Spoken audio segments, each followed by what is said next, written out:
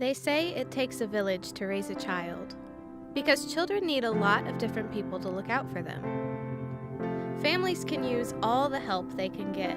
After all, no parent is perfect. That's why McCoy leads the Early Intervention and Prevention Initiative.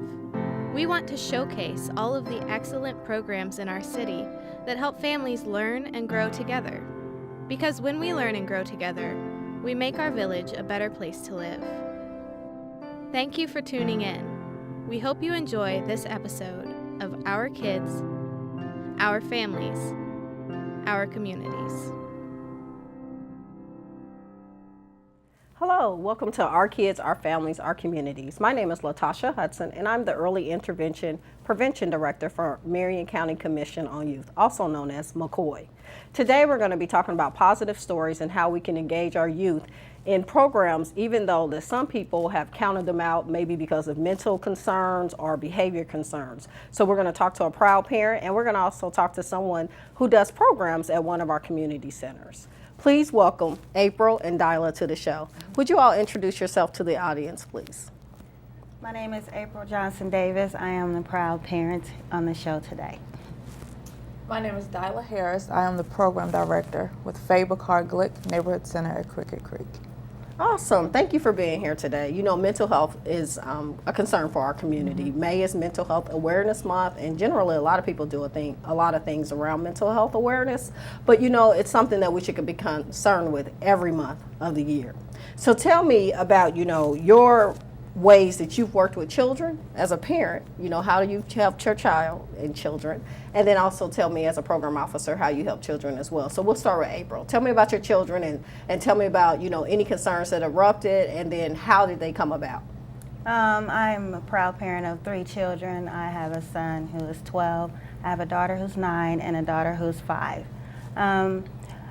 One of the issues we had was with my son. When he was in kindergarten, he had trouble focusing, staying still, and just, you know, being involved with the class. He was in his own little world. So we were trying to get him tested, but because of insurance, we had to wait a little bit and try different avenues as far as getting him tested. He was in Wayne Township School District. They helped us develop a program for him because they noticed that he had a lot of energy. So they developed a program for him that he had certain things that he would do, and then they'd give him a break so he could expel some of that energy and then get back with the class.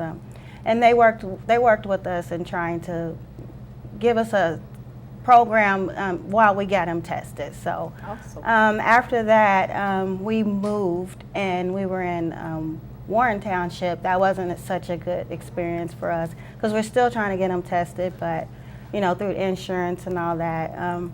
And they didn't really work with us, and we had a hard time. And then the best thing that happened to him was, though, we ended up putting him in an IPS school. And they right away, they came right on in, they tested him, they diagnosed him, they gave him the assistance that he needed, and the counseling that he needed. We were through adult and child, Gallagher Mental Health first. They gave him the counseling that he needed, and we ended up putting him on medicine. He ended up being diagnosed with ADHD, and he had some learning disabilities, but IPS was the best thing that happened to him. I know a lot of people give IPS a bad rep, but for our family, it really did make a difference. So then when my oldest daughter, when she was about 2, she didn't talk like most kids talk. She screamed. She didn't know how to express herself when she wanted something. So we noticed, okay, this isn't right. And so instead of talking, when she did talk, it was like she had her own language. And so they she has her own language or whatever. I ended up getting her tested. I tried First Steps, but she was about 3, so that's too old for First Steps. They from infancy to 3 is their cutoff. So IPS ended up having a preschool program that year, and I was able to get her in there, and they tested her, and they gave her a diagnosis of developmentally delayed. And so they put her into a special preschool class, And that really helped her too. And then they split her time between a regular class and her special ed class, because she started off in a regular class, but they didn't want to take her totally away from that class because they don't do well with change. So they was like, okay, she'll spend half her time with her regular class and the other time with her special ed class. And that was like the best thing for her. And then she ended up going to like a special kindergarten where they focused on her needs developmentally, because at 5 years old, the developmental delay label that she had on her, by law, has to come off. So then they retested her and they diagnosed her with autism spectrum disorder. And so she could continue to get the assistance that she needed and the help that she needed, and she's doing very, very well in school now. Awesome. And so you said you have a 12-year-old, 9-year-old, and a 5-year-old. Yes. And the 12-year-old and the 9-year-old, they each had developed individualized education plans through the schools? Yes, they do. They both have IEPs. Awesome. And so the school has accommodations for them to help them and support them, and they're both doing very well now. Yes, they are doing wonderful. Awesome. So Dyla, you know, you've heard April's story, and I know you run great programs at the Faye Picard Glick Neighborhood Community Center, and you go through a registration process with your parents and guardians when they're registering children. Tell us, how do you find out about any concerns like April may have, and then how does your programs work with those children?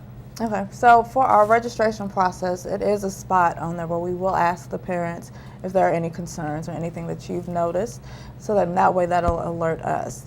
Doesn't always work.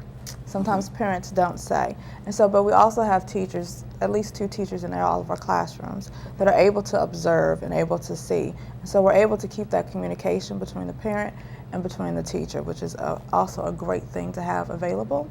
Because sometimes, you know, for parents it's a process for them and a mental thing to go through as well. And so we want to make sure that we are meeting the needs of the whole family. And so making sure that that line of communication is very open, is very honest, and is very welcoming and safe as well too. So being a safe space. And so also creating spots in the classroom where those children are able to not be separated or to be deemed as, or labeled. We hate labeling kids because we feel like, you know, every child is a child. And so to put a label on them, it tends to follow and it tends to create other issues in the classroom. So we do not label our children. We want to make sure that we provide those resources. So it's looking at other partners outside of the center to be able to come in and maybe do presentations or have support groups for our parents and not label them as, this is what you need to do this, do that, don't go over here, try this over here, but a place where parents are able to gather and to relate to each other, and a spot for the children to gather and relate to each other. So we want to look at all aspects and have that community approach, which may be a little different in the school system, but we're a community center. Awesome. So, you know, we may have jumped ahead and we didn't give you a chance to talk about your programs at the center. So tell us, what age group do you work with, and tell us a little bit about the programs at the center. Okay, so we have a family campus model. And so that family campus model says that we start with our preschool, which starts at 2, goes all the way up to our recycled teenagers, and those are our seniors. It's the name that they chose. We let them keep their name, the recycled teenagers. And so we offer services and programs throughout that spectrum. We have our preschool, after school care, before school care, summer programs is about to start, so our building will be overran with children. Usually where I like to take a lot of my vacations.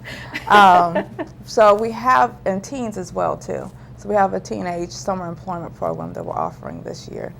Yes. Awesome, that sounds fun. Yes, and so then you'll also see the adult education pieces in there too, where we have certification, GED, we also social services, food pantry, clothing pantry, again, trying to serve that whole aspect of the family. We service both Pike and Washington Township, and so a lot of our families may have intergenerational pieces in there too. So you'll have moms living with sisters or aunts living with their nieces and nephews, grandparents, and so making sure that all aspects of that family is served. We try to be that hub in our community. Other community centers have that wraparound approach as well too. There's 12 in the city, so always please plug into your community center because I think we're awesome. Awesome. I think you're awesome too, because I've read a lot about your programs. My own personal story is I have a son that's on the autism spectrum as well. And so he was diagnosed when he was 10, which is a little delayed, considering, he's already in 3rd grade and he was having what we call Elijah moment. So he would pause, not know what happened, black out, and we couldn't get him re-engaged. And so once we had him examined by a social worker or a psychiatrist, actually went through IQ tests and all types of different exams, he was diagnosed on the spectrum with Tourette's, with OCD, obsessive compulsive disorder, ODD, oppositional defiance disorder, and then he was also diagnosed with anxiety. And that's a lot on a 10-year-old. So, the school district that we were with worked with him to develop an IEP, an individualized education plan, and he's been successful as well. He's now a freshman. Well, actually, today's the last day of school, so he'll be a sophomore. And so I'm really excited for him because he's making A's and B's now compared to when he had received the diagnosis, he was making D's and F's. And so he found himself in programs very similar to what you're offering at the center that was helping him collaborate and find ways to develop his leadership skills, academic skills, and study skills. So now he's ready for employment. So I'll probably circle back with you because he needs a job. Yes, yes. And so sometimes there are instances where we may not have a program that will fit that child. And so then we'll work to come up with something so that we do have a spot and a space to create for them, so that they can get those skills as well too. And so that may be working at the front desk, that may be any instance where we can have another staff member to kind of guide and offer those support systems so that they feel safe and comfortable. That's awesome. Yes. So tell me a little bit more about the Recycle Team program. How did they come up with that name? It's sticking with me. And I'm like, what is that? I have my own personal opinions that I probably shouldn't say on television. But I'm not sure. I know that they do not like the term senior. Like our seniors today, they do not want to be seniors. I think they think of, when you think of senior, think of the little lady that's hunched over and she's got her cane and her walker. And our seniors, when we first came in the building, are like, we are not them. Like, we're active, we're mobile, we want to date, get some men up in here, we want to do the salsa too. So they call themselves the Recycle Teenagers. Yes, I cannot explain it. I cannot, yeah. Well, that sounds like a lot of fun. It sounds like I want to be a recycle team too when I get older. And I think that's going to stick with me too. Because they say, well, time, we age, become wiser, but we also become finders. So I think I'm going to use recycle team as well. I think I like that too.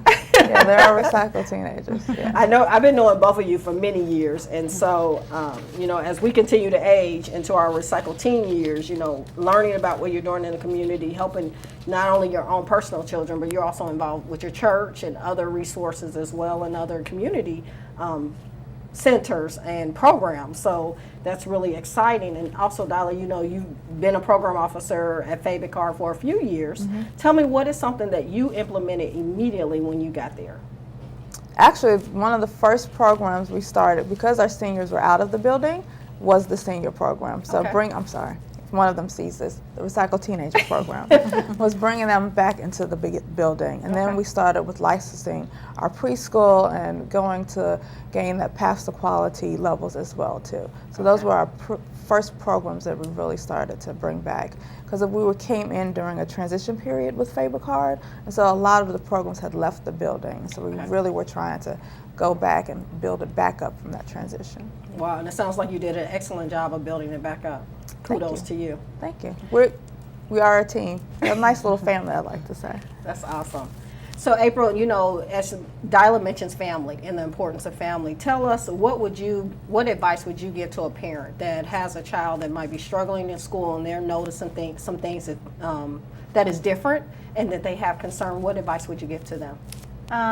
Seek out your resources. Don't be ashamed. A lot of people are ashamed because their children have special needs, and there's nothing to be ashamed of. We all have special needs in different areas. So you just have to be more involved. I know a lot of people can just get their kids dressed and send them to school. We just have to be a little bit more involved in finding out programs.